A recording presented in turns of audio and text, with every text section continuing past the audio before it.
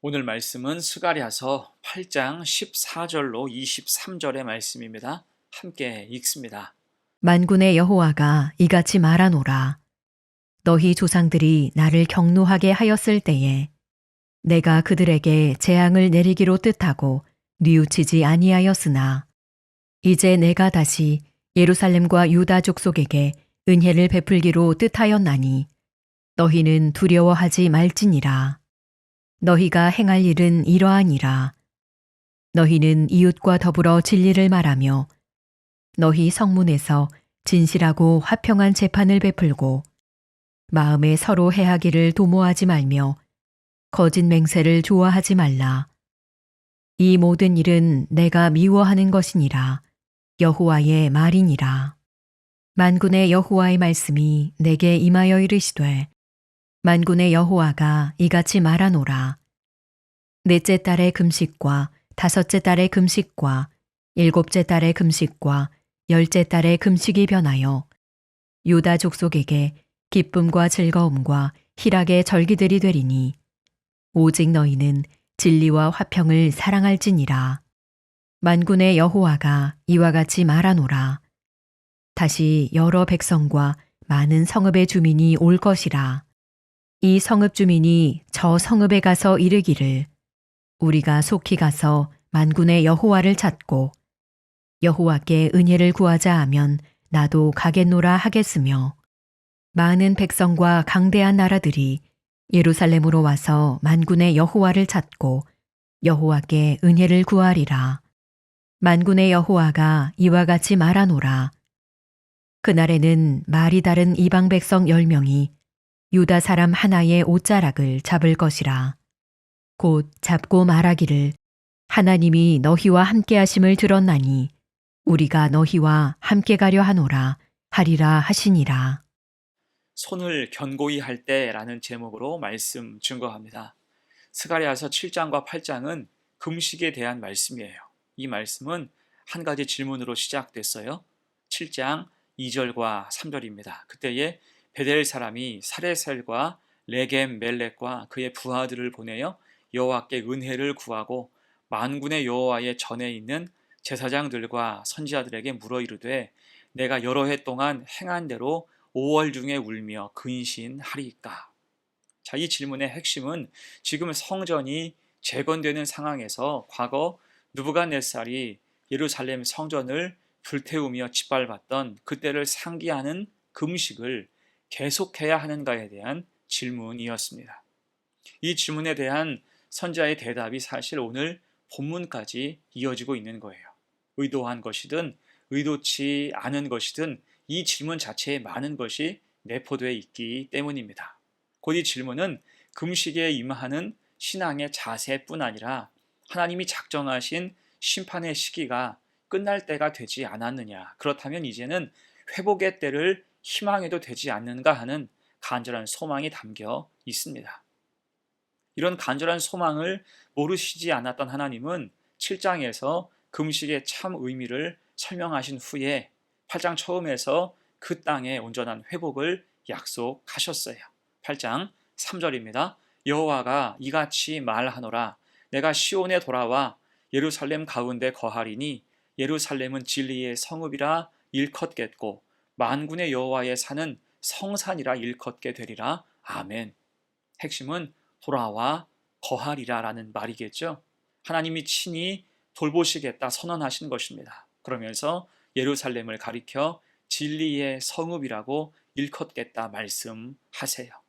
예루살렘의 거리들은 다시금 사람들로 붐비게 될 것이며 노인과 아이가 다닐 수 있는 안전한 나라 이스라엘은 다시금 하나님 백성이 될 것이라 말씀하셨습니다.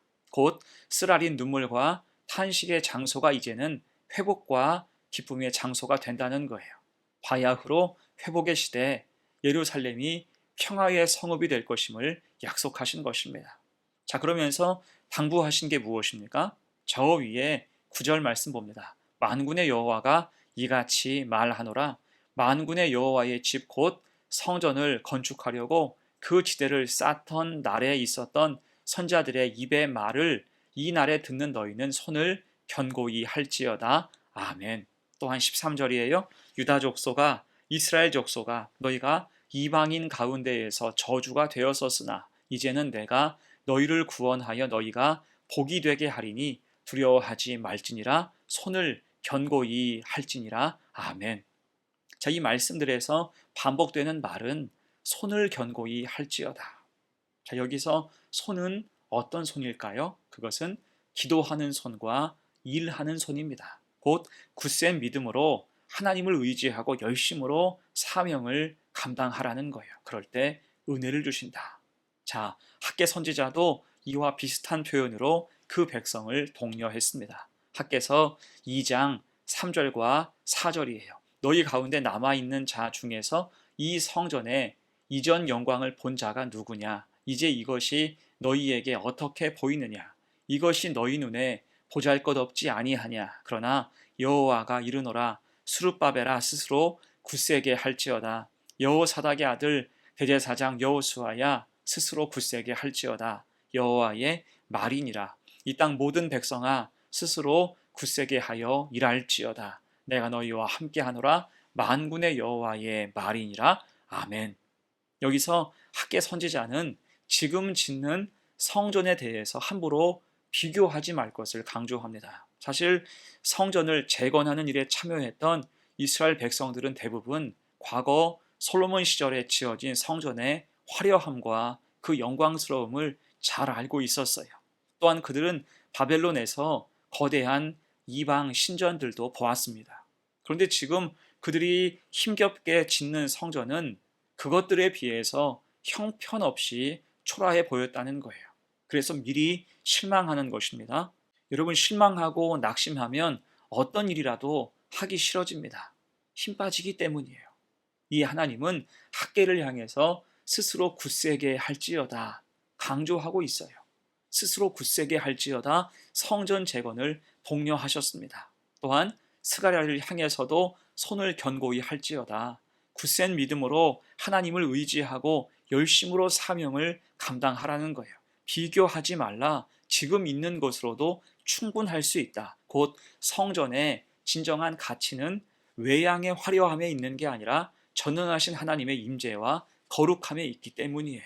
자, 그래서 오늘 본문 14절 이하에서 하나님은 동일한 메시지를 주시죠. 특히 손을 견고히 하고 스스로 굳게 하는 게 무엇인지를 말씀해 주십니다. 16절과 17절 봅니다. 너희가 행할 일은 이러하니라. 너희는 이웃과 더불어 진리를 말하며 너희 성문에서 진실하고 화평한 재판을 베풀고 마음에 서로 해하기를 도모하지 말며 거짓 맹세를 좋아하지 말라. 이 모든 일은 내가 미워하는 것이니라. 여호와의 말이니라. 아멘.